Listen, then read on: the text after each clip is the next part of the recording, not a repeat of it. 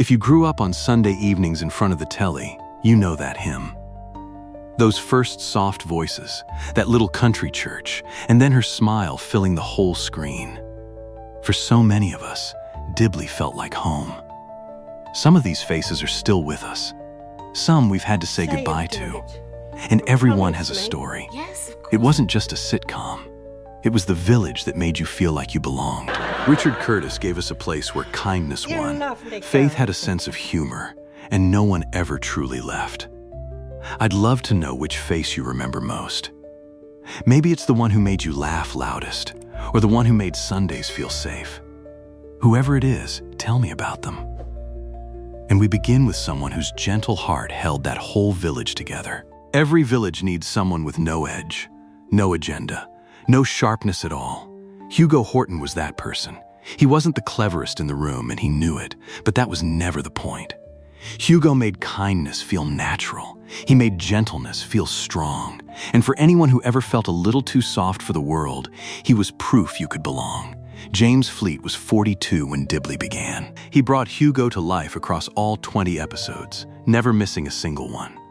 That same year, he'd already made audiences fall in love as the lovable best man Tom in 4 Weddings and a Funeral. 2 roles, 1 year, both unforgettable. Today, at 74, he still carries the same spark we remember. He's been playing King George III in Netflix's Bridgerton, bringing the same tender touch to a royal court that he once gave a parish council. In 2025, his face appeared on a Royal Mail stamp honoring the Vicar of Dibley. He lives in Oxfordshire with his wife Jane, not far from the countryside that could have been Dibley itself. But Hugo never quite escaped his father's shadow. And that father is someone we'll meet a little later. You could almost smell something burning when Leticia walked into the church hall. Her recipes were legendary for all the wrong reasons. Taramasalata and chocolate spread in the same dish. Nobody had the heart to stop her. That was her gift. She made every gathering warmer just by showing up. Liz Smith was 72 when she joined Dibley. She'd already lived a whole career before anyone knew her name. Then came a BAFTA win for a private function. Then Nana in the royal family. Fame found her late, and she wore it lightly. She left us in 2016 at 94. She was the first to leave that little parish. She wouldn't be the last. But the parish council had more characters to fill those chairs, and one of them could be heard before he ever finished a sentence. You can hear it right now if you close your eyes. No, no, no, no, no, no. Yes, 5 words. One of the most beloved catchphrases in British comedy. Jim Trott never meant any harm. He just needed a moment to get there. And somehow, that hesitation became the funniest thing on television. Trevor Peacock was 63 when he first sat in that parish council chair. He was already a serious Shakespearean actor. He'd played Titus Andronicus for the BBC. He'd stood on stage at the Royal Shakespeare Company in the National Theatre. But the man who kept saying no had another life most fans never knew about. Before acting, he wrote pop songs. One of them was Mrs. Brown, You've Got a Lovely Daughter. Herman's Hermits recorded it. In May 1965, it reached #1 on the American Billboard chart. The man behind Jim Trott wrote a song that topped the charts in the United States. And before any of that, he'd had a trial at Tottenham Hotspur. He nearly became a footballer. He left us in 2021 at 89. His family shared that his final years brought their own challenges, but his voice is still in every rerun. Still saying no, still making us wait, still landing that yes, why when we need it. Frank Pickle was the most tedious man in Dibley. That was the joke. He read the minutes. He noted the apologies. He could clear a room faster than a fire alarm, and yet somehow, you never wanted him gone. Because every group needs the person who cares about the details nobody else will. Frank was that person.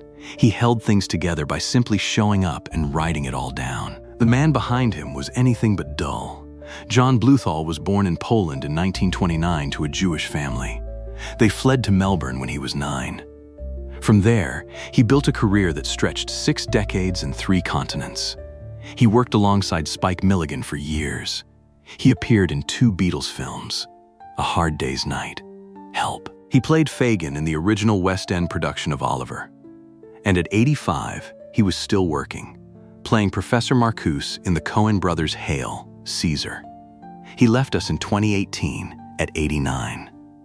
Dawn French called him cheeky, naughty, hilarious, and said goodbye to Darlin' Bluey.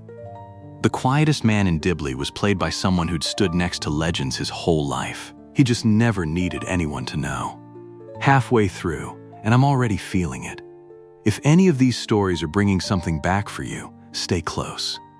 There's more ahead that I think you'll want to hear. Owen Newitt walked into that parish council covered in mud, said something nobody expected, and left everyone speechless. Every single time. He was the farmer who never filtered a thought. Rude, earthy, completely unapologetic, and somehow completely lovable.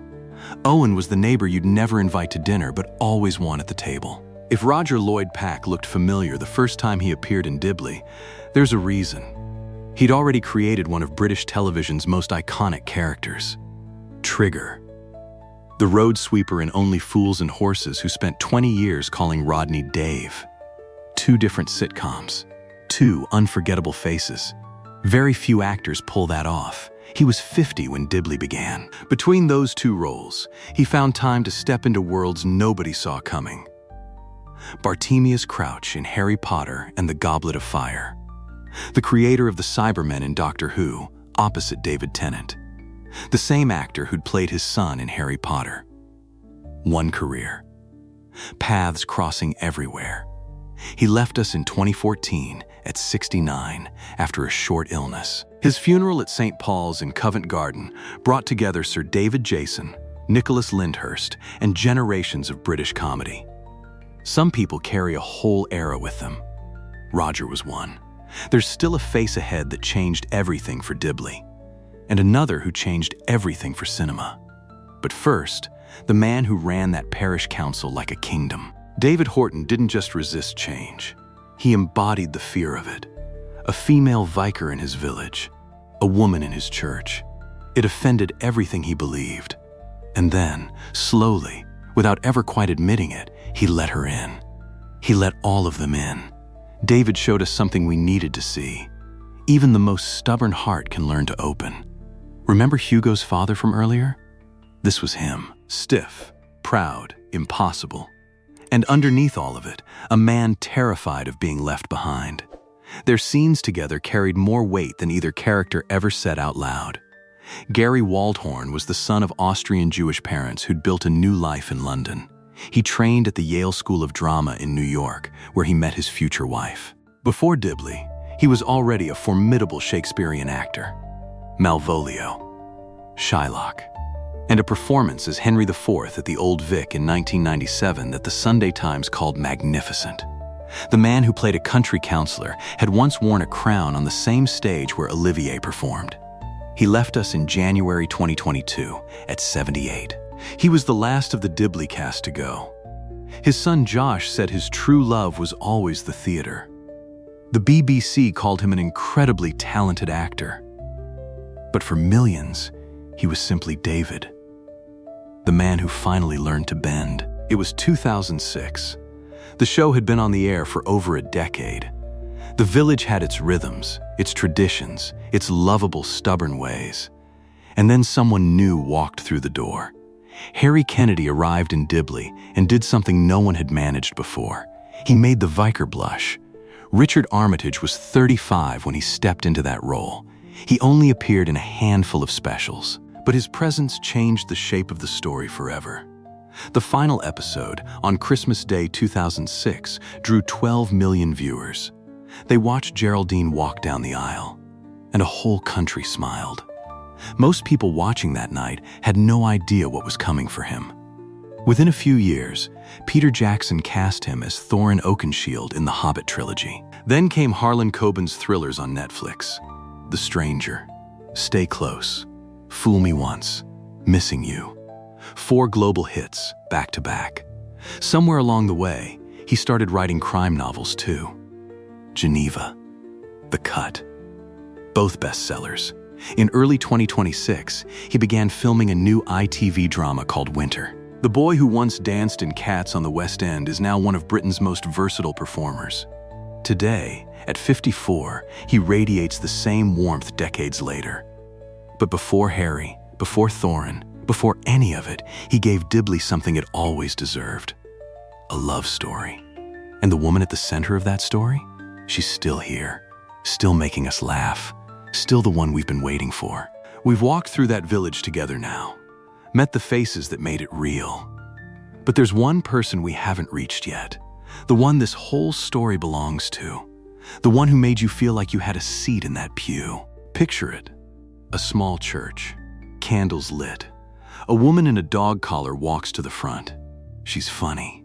She's kind. She eats too much chocolate and laughs too loud and loves harder than anyone in the room. She wasn't what anyone expected. She was everything they needed. Geraldine Granger wasn't just a character. She was permission. Permission to be a woman and be loud. Permission to lead and still be soft. Permission to believe in something and laugh about it in the same breath. She didn't preach at us. She sat beside us. And for a generation who felt the world getting louder and colder, her vicarage was the safest room on television. Dawn French was 37 when she first put on that collar. She'd already made her name with Jennifer Saunders on French and Saunders. But Geraldine was different. Richard Curtis wrote the role specifically for her, inspired by Joy Carol Wallace, one of the first women ordained by the Church of England. Real history, real courage, real comedy, and Dawn carried all of it. Today, at 68, she is aging with incredible grace. She's starring in a new BBC sitcom, Can You Keep a Secret?, alongside Mark Heap. Her podcast with Saunders, Titting About, reached its 6th series in 2025. She completed 2 sold-out tours across the UK, Australia, and New Zealand. And in 2025, the Royal Mail honored the Vicar of Dibley with a set of commemorative stamps. Her face was on 6 of the 8. She once said that working with Emma Chambers gave her some of her most treasured memories. That joke at the end of every episode, the vicar telling it, Alice never getting it, millions watching, every time. That small moment held the whole show together. 2 women, 1 joke, a friendship that made Sunday evenings feel like home. But we can't close this story without the person who held its heart in both hands. Alice Tinker never understood the joke. That was the whole point. She didn't need to be clever. She just needed to be kind. And she was. Every single scene, she made goodness feel simple. She made innocence feel brave. In a world full of noise, Alice was the stillness that kept everything together. Emma Chambers gave us that gift. She was 30 when Dibley began.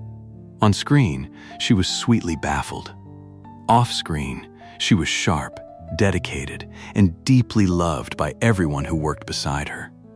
She won the British Comedy Award for Best Actress in 1998.